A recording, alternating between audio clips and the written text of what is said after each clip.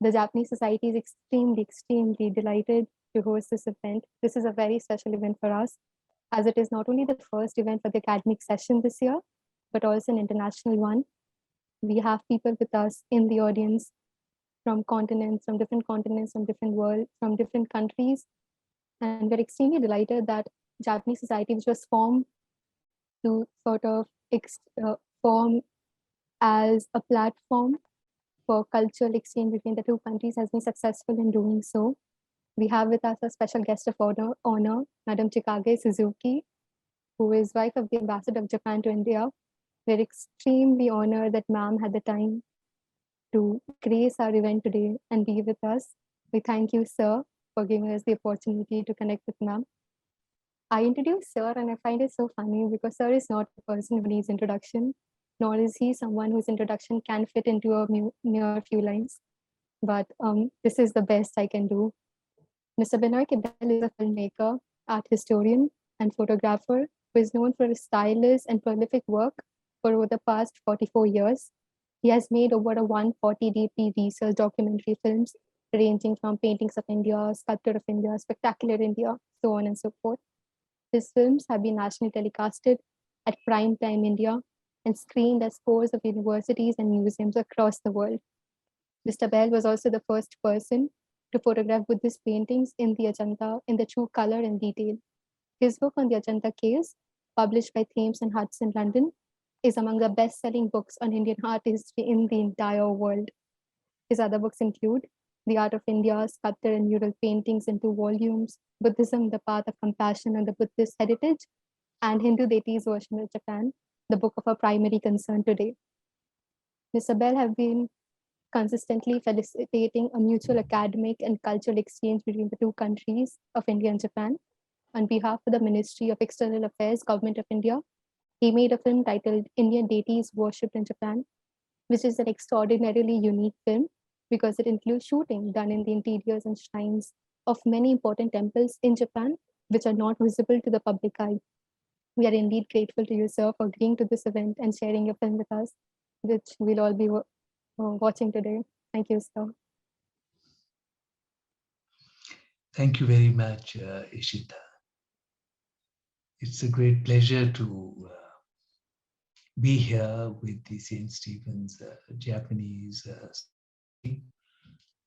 and I'm so glad that Her Excellency Madame Chikage Suzuki has so kindly joined us. In fact, you're very kind to come for so many of my talks and film screenings. And this subject in particular, I'm so happy that you have joined us. I had the pleasure of speaking a few days ago with Ishita, Mochit, and others of the Japanese society. And I must say that I was very happy. On the one hand, it brought back memories of my joining college almost 50 years ago. And on the other hand, seeing their standards of courtesy and sincere interest made me feel very positive about the future. Thank you all very much for inspiring me further.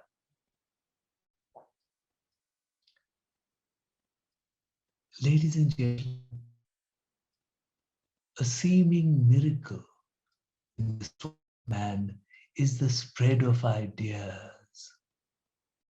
Ideas do not recognize the boundaries of countries, nor do they recognize the hurdles, the boundaries of great mountains and vast oceans. And the spread ideas of life across vast distances surely underlines the sameness of the human condition everywhere. One of the greatest examples of such a spread of ideas is the spread of the ideas of Buddhism and Hindu deities, all the way from India to the far east of Asia to Japan. It's also marvelous to see how Japan has so wonderfully preserved these ideas, these ethical ideas, the ideas about research within, the ideas about learning to live life in a meaningful way, the most important of ideas. And I'm so glad that they have been preserved, maintained, passionately maintained with great integrity in Japan. How many are aware that practically all the Hindu deities that we worship in India are revered, deeply revered today in Japan? How many know that even deities that we have largely forgotten in India, like Varuna, still continue to be worshipped in Japan? How many know that the Homa or Havan, called Goma in Japan, continues at more than 1,200 Buddhist temples of the Shingon and Tendai sects in Japan? And best of all, that the Havan is conducted in Japan with the chanting of Sanskrit. And how is that made possible? How is the Sanskrit chanted? By quite often by priests who cannot read Sanskrit. That's the best of it all. The Japanese alphabet itself, kana, was created upon the phonetics of Sanskrit to make this possible. It is an amazingly close link between the two cultures. Absolutely amazing. In fact, the Sanskrit script which is used in Japan, and it is considered sacred, it is worshipped, that Sanskrit script is the 5th, 6th century Siddham script of Sanskrit.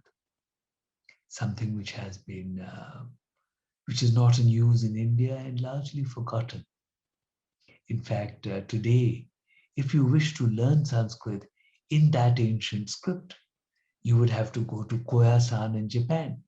You will not find any place in India where they will teach you Sanskrit with the Siddham script. These are the amazing, deep connections between India and Japan. In fact, my colleague and partner, Sujata, found to her great delight that her name is very well known in Japan.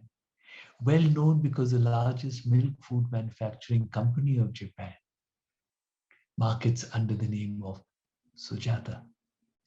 A constant reminder of the Sujata who brought sweetened rice curd to the Buddha to help him leave his extreme austerities behind and to lead him on to enlightenment.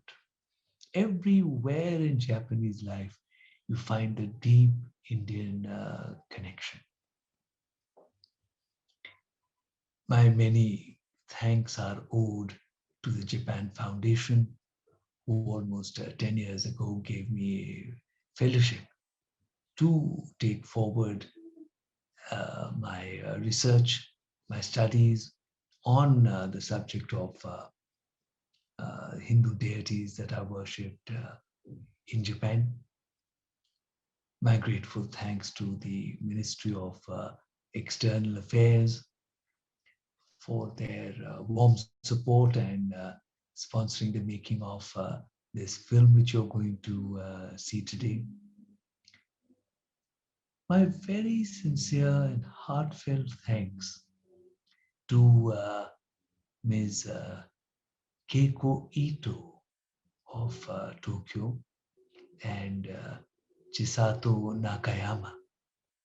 Now, both these people made it so much easier and made it so much better and made it possible for a so much better film to be made with their untiring and very warm help. And both of them did it with in the spirit of karma yoga. They are both proponents of yoga, and they came forward in that spirit of selfless work to do something with absolutely no profit in mind, no aim in mind, to do something beautifully in the spirit of karma yoga. And truly, we in India could learn a great deal from them about such a spirit of yoga. And in Tokyo where Keiko was, and in Nara and Kyoto, where Chisato traveled from North Japan to come and of her own interest at her own cost to come and help in the making of this film. And I must say that it is such a joy. It was such a joy also for Sujata and me to work in such an environment, to work with people who are so sincere and so deeply caring. In fact, being in Japan and shooting, being in Japan is always a very special pleasure for Sujata and myself. Every day there is always some people who, through their extreme courtesy and warmth and kindness, make us smile, make us feel happy. And truly, what a wonderful feeling that is. So the people of Japan have contributed enormously to the effort which was involved in the making of this film. And perhaps most of all, I must mention the chief priests and other priests of the temples where we shot. Normally, video shooting is not allowed in these Buddhist temples. And normally, the chief priests do not give interviews. As a matter of fact, my colleagues in the USA and other places, when they heard that I was planning to make this film, very kindly cautioned me to be prepared for disappointment because, as they said, these things are actually not allowed, normally not allowed by the temples of Japan. I wrote to 50 of the temples, hoping that at least 4 or 5 may agree, and that itself would be enough to make a film of some significance. Well, as you would have it, all 50 of them said yes. And I'm deeply grateful to them. It did help that most major Buddhist temples in Japan, scores of them, have held my photographic exhibitions on Buddhist heritage. But more than that, it is the trust which they gave to me. It is their warm and empathetic understanding that I would not be misusing the information, that I would understand the information. For the Japanese, and particularly the senior priests of Japan, are very particular about the correct understanding of knowledge. It was very kind of them and very wonderful of them to accept me. And consequently, this film has got made, which shows the immensely deep connections of culture between the countries, which I hope are becoming better known every day and through the many exhibitions and film screenings held by the Japan Foundation and other people. It is something that people truly should know more about. And most of all, this is knowledge, I think, which contributes because it is knowledge about something ethical, knowledge about something beautiful, knowledge which leaves the material world behind to take us on a journey within ourselves. So, ladies and gentlemen, I will now request Mochit to please run the film, and then I will come back to you and speak to you again after the film. Thank you so much.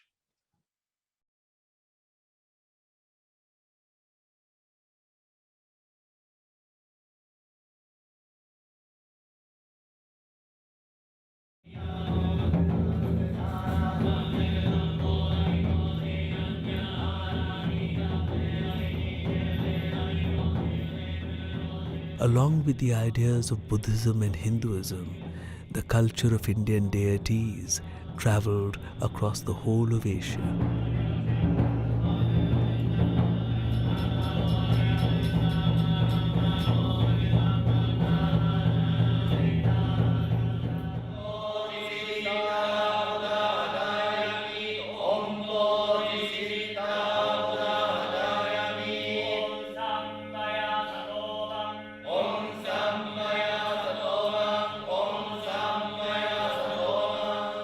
Very interestingly, more than 80% of Japanese Govt are originally Indian Govt.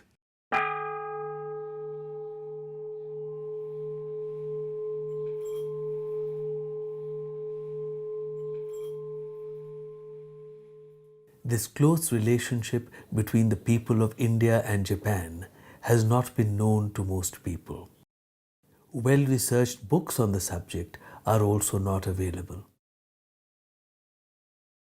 Most of Japanese don't know. For example, I live in Kichijoji, in the outskirts of Tokyo. This Kichijoji literally means Temple of Kisho Goddess.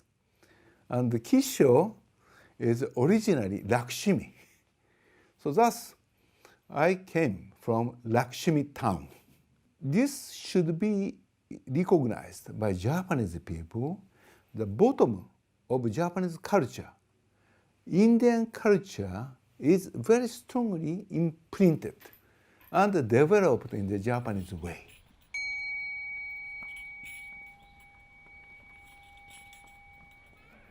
The Todaiji temple at Nara is one of the oldest and most revered temples of Japan.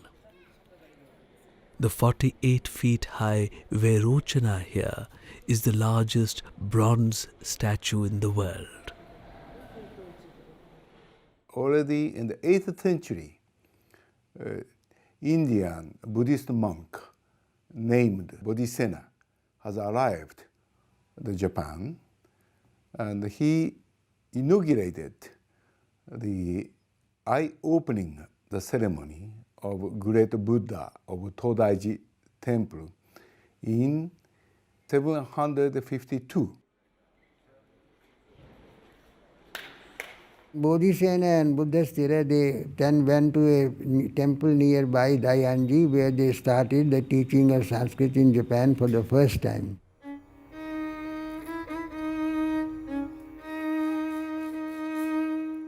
When the Japanese studied Sanskrit in the 8th and 9th centuries, Sanskrit was synonymous with the Siddham script. This was used for writing Sanskrit since the 5th century in India.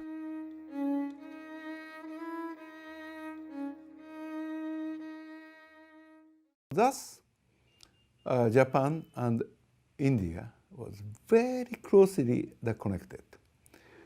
If you go to Japanese tomb, you may find Siddham letters. No Japanese can read these letters written on the tomb timber. And again in Japan, there is a Koya-san temples. In this Koya-san temples, they have still Siddham, Sanskrit, the school. Many monks are learning this Sanskrit, but the Sanskrit is Siddham letters. So perhaps Japan is a time capsule of Indian culture. Already India disappeared.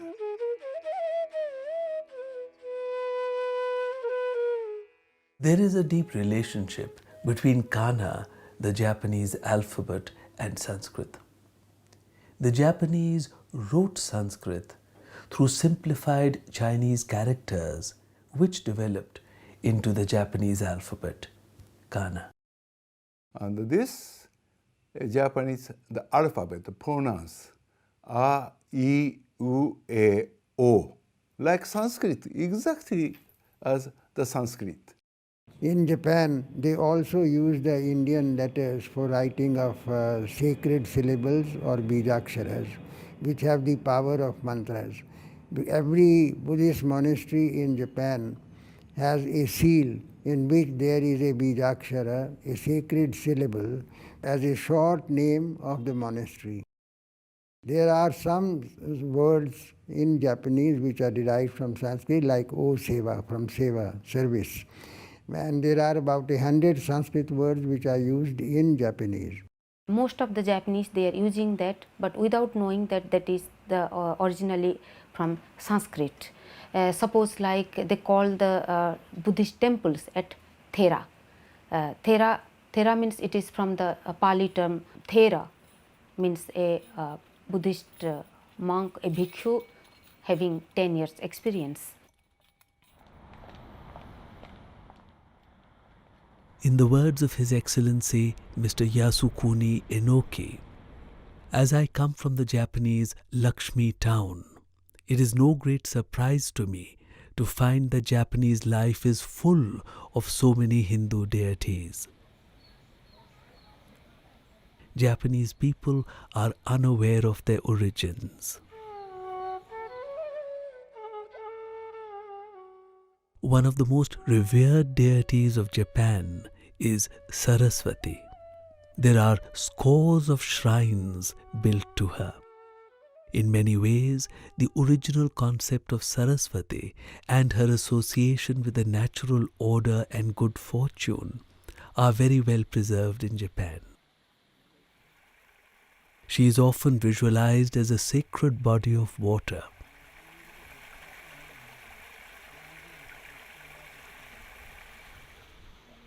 In Japan, we find the continuance of so many early ideas of Indian philosophy.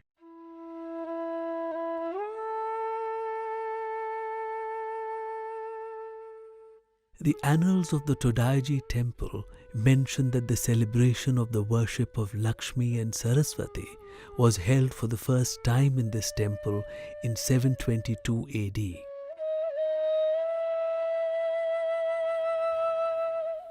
Ever since, it has been an annual celebration. In 1836, Saito Sachio wrote a guidebook to the Edo area or modern Tokyo. Saraswati was mentioned as the most popular deity here at that time.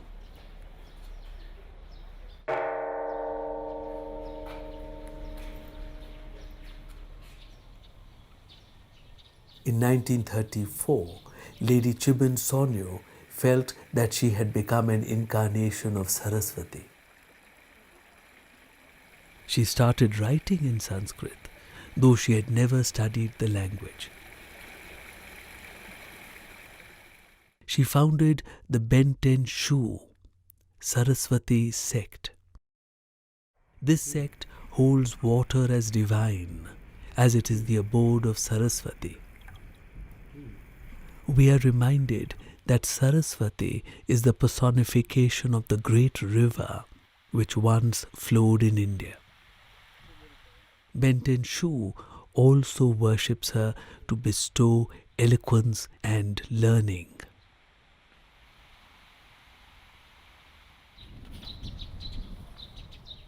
Worship of Lakshmi was done to ensure the peace of the land, wind and rain in good season, good harvests, joy of the people, and the good of all sentient beings. The great intellectual genius of Japan was Kukai or Kobo Daishi of the 9th century. He learnt the Sanskrit script from the Kashmiri Acharya Prajna.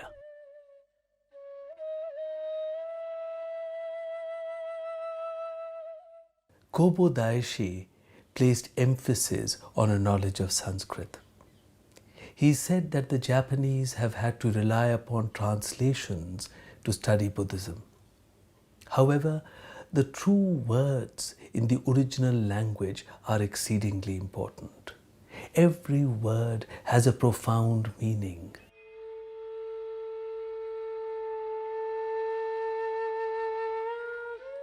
The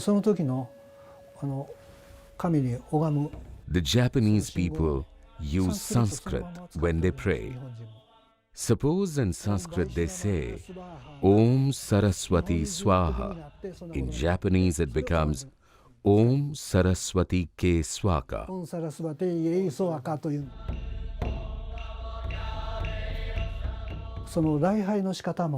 In Japan, they are preserving the old Indian tradition because they are following the ancient scriptures.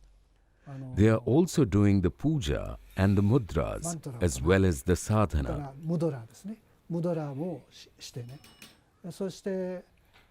There is nothing called Japanese or Japanese elements in these.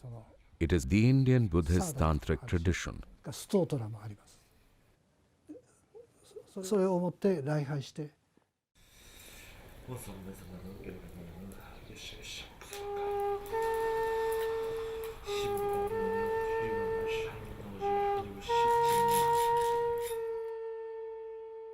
The Vajrayana Buddhist traditions of Japan trace their knowledge back to India, to Nagarjuna and other great acharyas of the Nalanda University.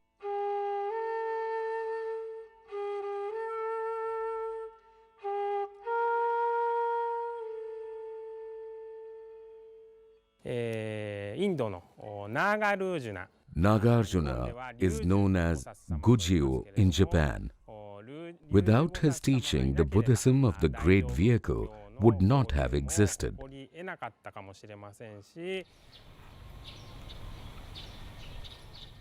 The Lotus Sutra is a major spiritual creation with a profound impact on life in Japan.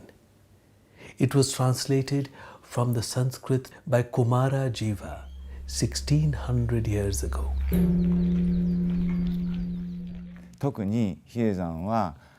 This is a temple that follows the Lotus Sutra. The sutra is originally from India and goes back to the teachings of the Buddha himself.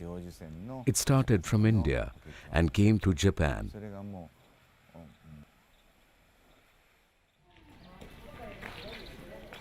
A temple is dedicated to the deity Indra in the Shibamata area of Tokyo. It is a most important Indra shrine today.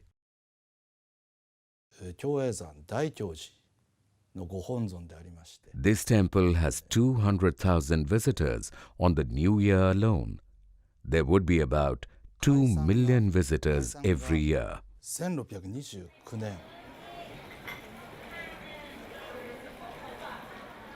Varuna has been worshipped in many temples in Japan to prevent droughts, typhoons and floods which occur often in Japan.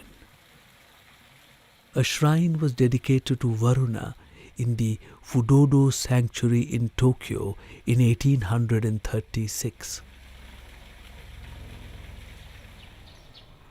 The temple also has a representation of Kamadeva.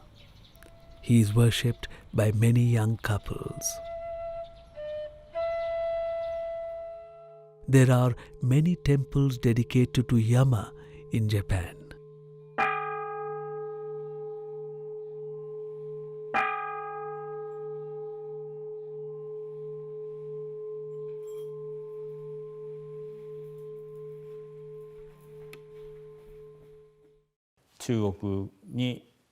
The sound of the word Yama became Ema as the name traveled and came to Japan.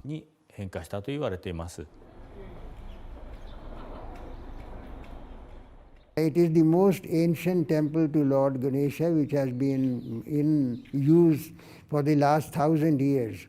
And young boys and girls go there to be successful in their courtship. The merchants go there to gain success in their business. The oldest, which has been continuously in worship for the last 1,000 years. And I don't think anywhere in the world we have a temple to Lord Ganesha who has been there in constant worship for the last millennium.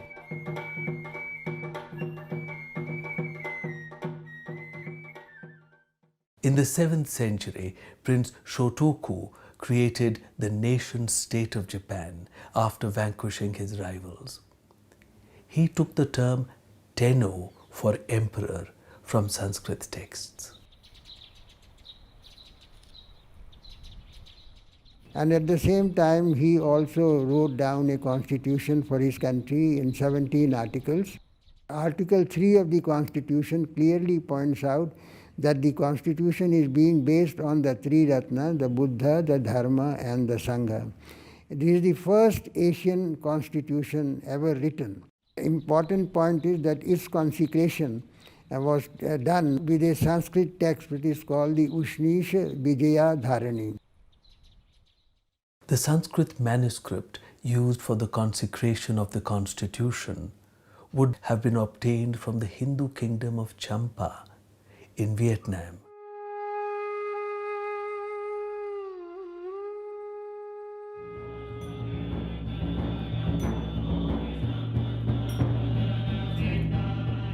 Havan or Homa continues in Japan, where it is called Goma.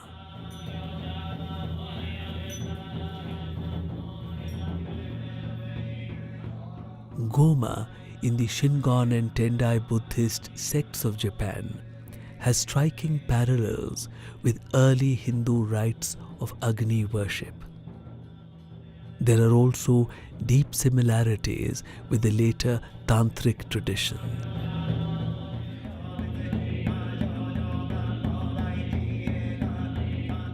The Havan is perhaps conducted in Japan at least as often as in India.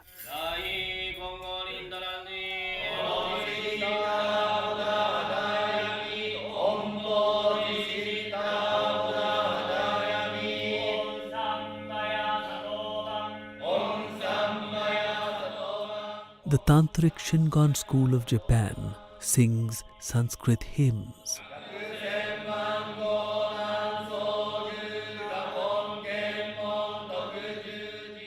To this day, followers of the sect perform their worship in 1,200 temples throughout Japan.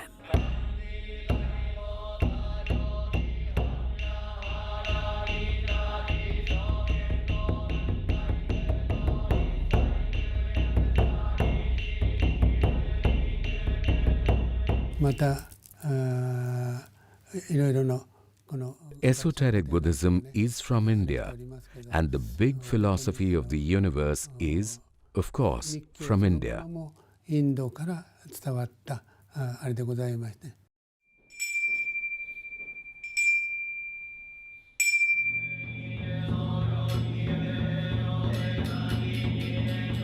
Vajrayana Buddhist worship in Japan is similar to Tibetan Buddhist worship. However, the Japanese tradition has preserved some early Vajrayana rites. A study of Japanese Buddhism helps to fill some gaps in our understanding of the development of Buddhism.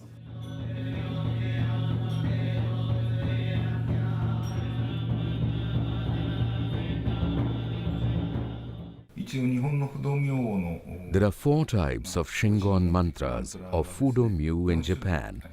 These are the mantras used in Japan which are not in the Japanese language. They are taken from the Sanskrit language of India. In Sanskrit, Fudo is called Achalanatha. He seems to have his origin in the Hindu deity Shiva. The Myu is called Vidya Raja in Sanskrit. Here, it can be safely stated that Fudo Myu has his origin in the Hindu deities of India.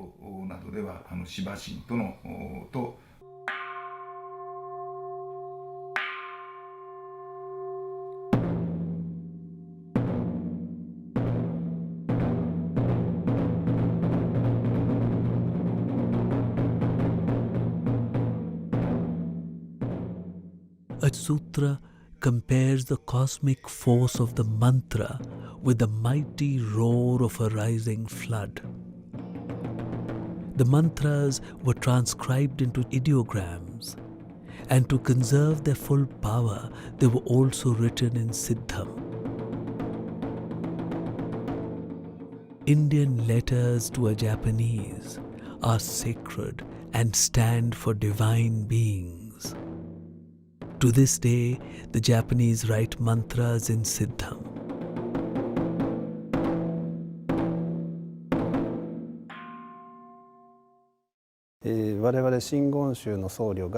This booklet contains prayers in Sanskrit that are commonly used in Shingonshu or esoteric Buddhism. It is written in Japanese, but the mantras are in Sanskrit. It is used in many ceremonies in Buddhism. Priests learn the intonation and how to pronounce it by using this booklet, which has Sanskrit and also has Japanese letters to convey the sounds of the Sanskrit words. 今言われましたようにね、ここは Every god has his own Beejakshara. People also worship that Beejakshara.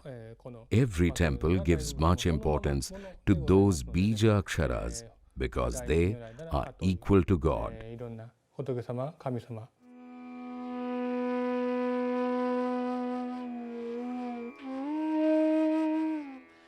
スタンプを押すその Visitors bring an album. We call it Shinchin. The visitors go to various temples and collect these Siddham stamps in the albums. These albums are like holy books for the people. ペーパーになってるのがありまして、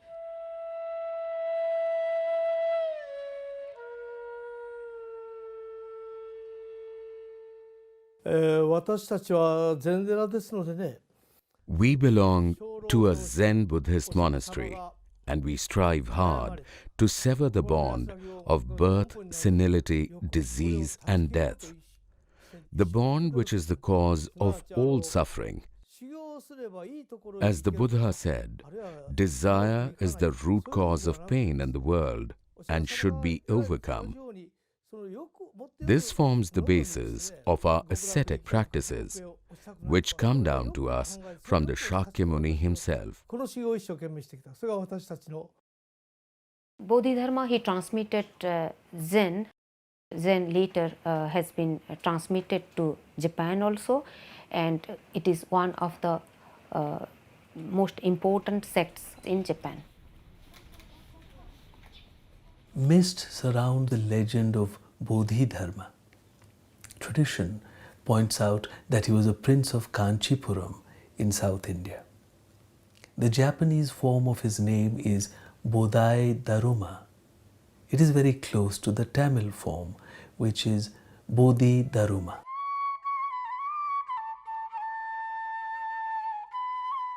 Zen was introduced in the 6th century. It was a wordless tradition, directly pointing to the human mind and the perception of one's true nature. Zen was taken to Japan in the 12th century by Isai. Its influence on Japanese art, attitudes, and language has been profound. Zen Buddhism became very popular because it says that life is a fleeting phenomenon. And the samurai, when they went to war, they were never sure that they will come back. In this feeling, they go to war and there is no fear of death. So fearlessness in war was a very important contribution of the Zen tradition. And if you sit down, and when we sit down in a Zen monastery, you have to really do a very hard penance. And hard work in Japan is perfection. So it is the Zen tradition gave them a perfection in work, which became a very important part of the modern development, perfection in everything. 初めてインドに参りました時、 When I visited India for the first time, I made sure to visit places like Nalanda University, Bodh Gaya, and also the garden path trodden by the Shakyamuni himself. I felt happy to see the university where Tripitaka masters used to come and study during the 3rd and 4th centuries AD. Whatever Buddhism we practice now has its roots in India, and without Indians, there would be no Buddhism in Japan. この仏教はなかったわけでありますから。インドでも日本でも So many deities are common in India and Japan, and people are worshipping them in both the countries. 共通しているということはまさしく The hearts of the Indian people and the Japanese people have the same base. つながっている一つの証ではないかと思います。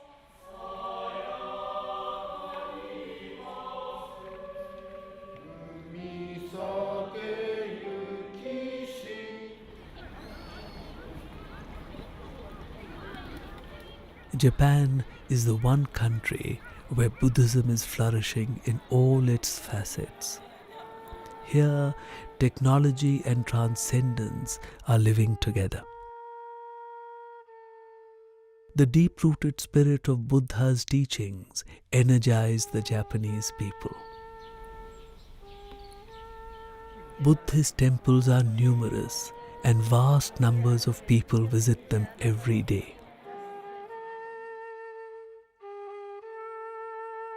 Besides the Buddha, so many ancient Indian deities and practices are preserved in these temples.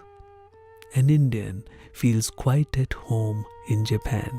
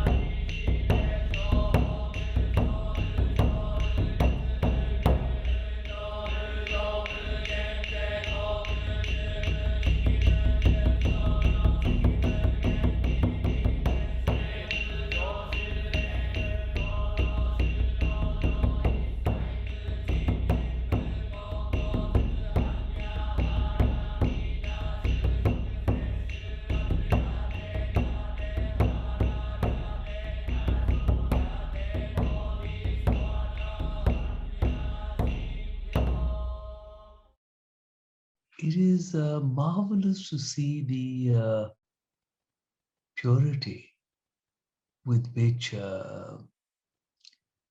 knowledge is preserved and maintained in Japan. Now I study so much and write so much about the Vajrayana form of Buddhism and its roots, its beginnings, which were in the Yogacara school, which was founded by Asanga and Vasubandhu in the 4th century in Kashmir. And where are the only representations that I've seen of Asanga and Vasubandhu? But they are in Japan. Nowhere else have I seen representations of these two very great teachers whose ideas have been so fundamentally important in the creation of a major school of Buddhism, which also developed into the Vajrayana school. We worship Saraswati, and we worship her as we do today as this wonderful source of inspiration and fine values, knowledge, education. Saraswati with the veena, musical instrument. But in Japan, not only do they continue to worship her, not only do they worship her rather, with the veena as this great font of inspiration, but they also simultaneously remember that she is, after all, the personification of the river by that name, and they study her and they worship her in water, ponds of water. Truly, I think there is the continuance of knowledge. There is a discipline with which knowledge is preserved, and therefore life is better understood through this discipline. And discipline is a cultural value. It is through discipline that in ancient times, India was one of the most prosperous places the world had seen. It is that same discipline through which Japan in modern times has shown the same prosperity. And best of all, it is with all these ethical values that places like ancient India and modern Japan reflect not only prosperity and successful living in the world, but at the same time doing so with the full knowledge and the full view of ethics, not forgetting for a moment, through all the material change, through all the creation of wealth, not forgetting for a minute the ethics, the kindness, the courtesy, which must be paramount. So this is something which needs to be looked at more and more, and the bridge between India and Japan, the understanding of the cultural bridge between India and Japan, should be studied more and more, because it helps the world to understand and to focus upon these very important concepts that ethics and kindness are not disassociated or should not be disassociated from the material success. The two are actually indivisible and should always go together. For success to be lasting, for success to be sustainable, it must be based upon the fundamentals of goodness, as must all philosophy.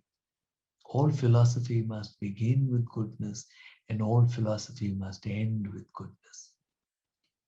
And these are the reminders of such ethics, which should pervade all branches of study and all branches of life. I hope that there may be some questions which I'm able to answer. Ishita, may I request you to see if there are any questions, please? Thank you. Yes, sir. There are a few. I think most of them have been answered by you during the course of the lecture itself. With a few questions that we feel still require you to shed some light on us. There is this question by,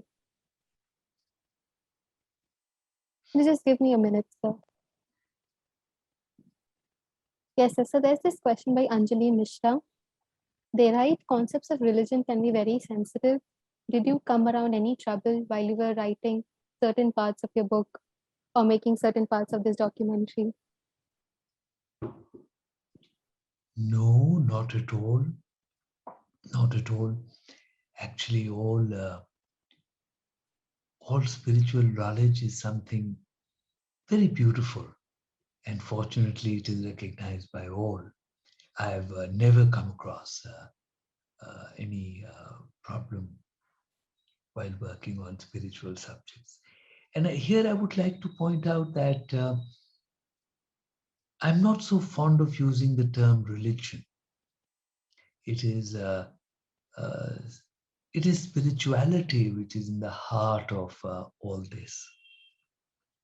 So philosophy, spirituality is how I like to look upon it. Thank you. Thank you, sir. So the other question goes, would you say that the Buddhist philosophy has influenced the outlook and daily life of the Japanese people to the larger extent?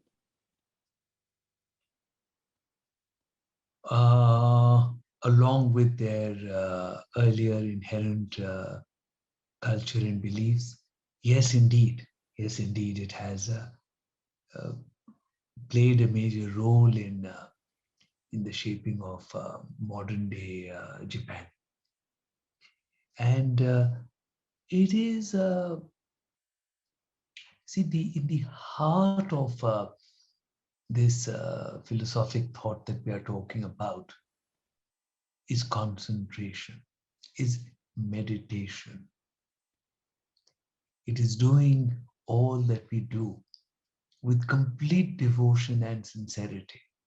And like I was saying earlier, what better examples could I find of such yoga than the people who helped me with the Japanese people who helped me with the making of this film.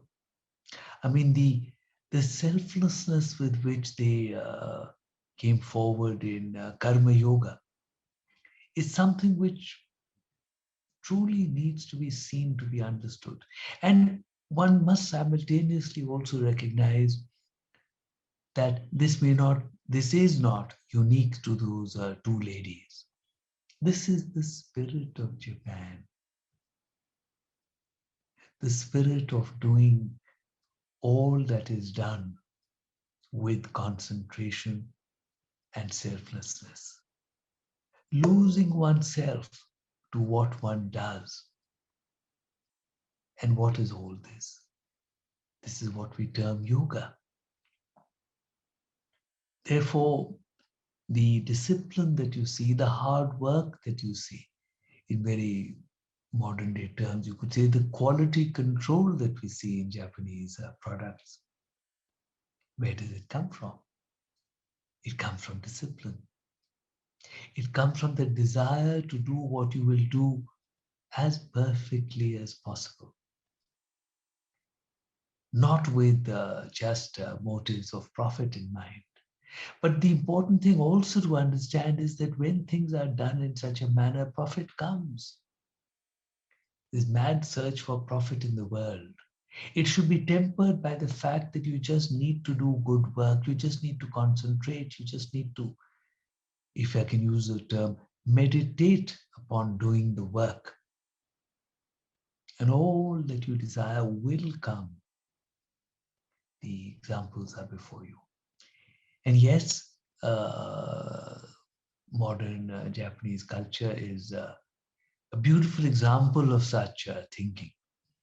And yes, Buddhism and the spirituality has definitely played a very important role in the shaping of this culture.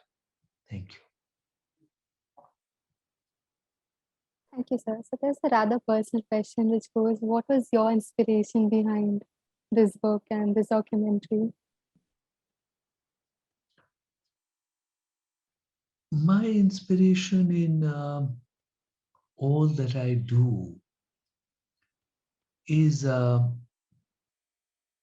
understanding and the sharing of goodness, and understanding how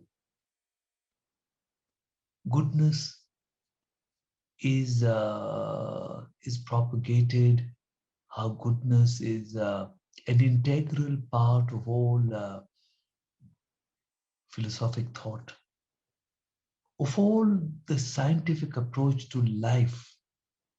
That goodness is an essential part of that.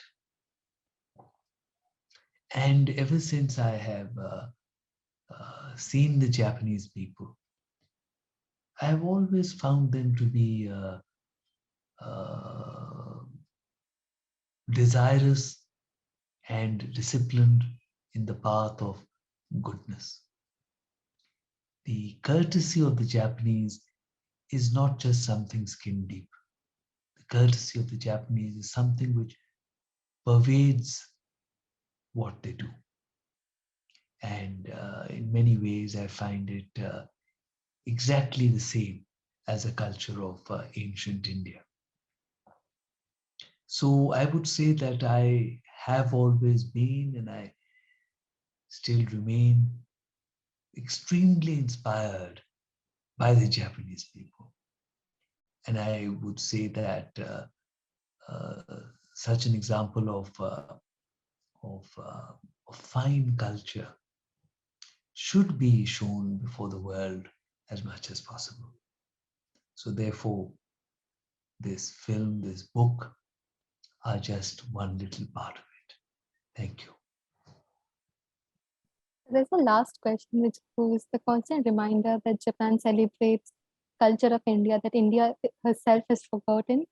Is this a comment on India's westernization, a move towards the West?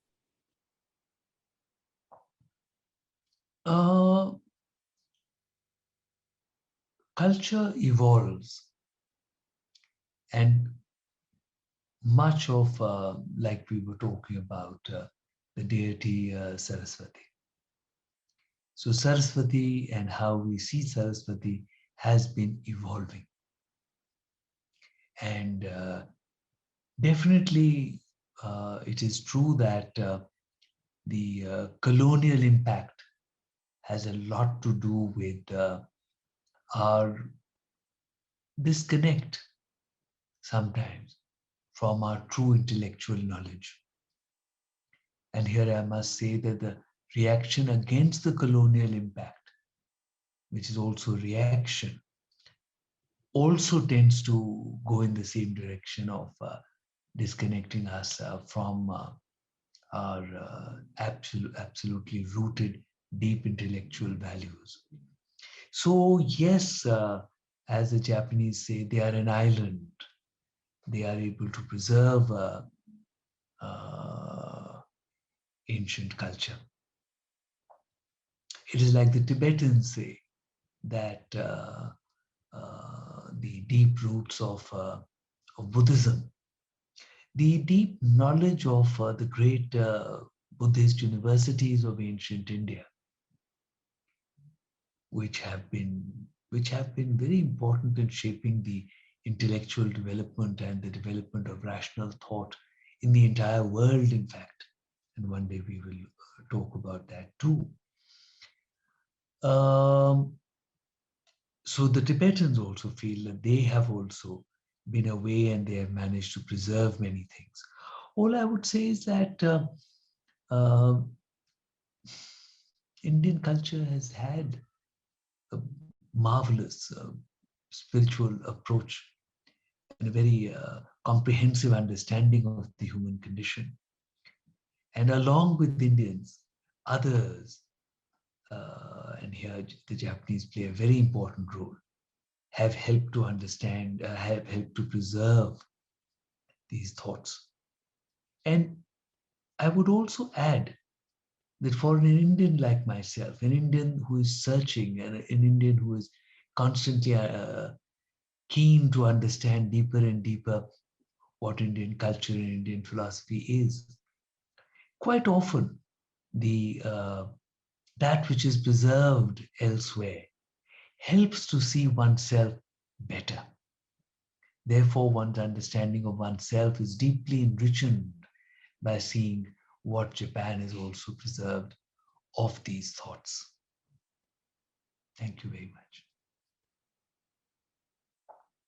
Thank you, sir. I think this marks the end of the questions that we have received. This is the last call for question. If anybody has any more questions that they want to address to sir, you can unmute yourself and ask or send your questions via the Google form. Well, Ishita, thank you so much. Mochit, thank you so much. I'm very grateful to Madame Chikage Suzuki for being with us. It is indeed extremely kind of her. And my thanks also to Sujata, who from the side supports me through all these talks. And in fact, she supports me in all that I do. It would not be possible without her. And thank you all very much.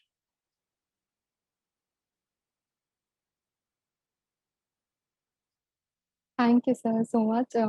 As we conclude the session for today, it is extremely important that we thank few people who have come together to make this event possible.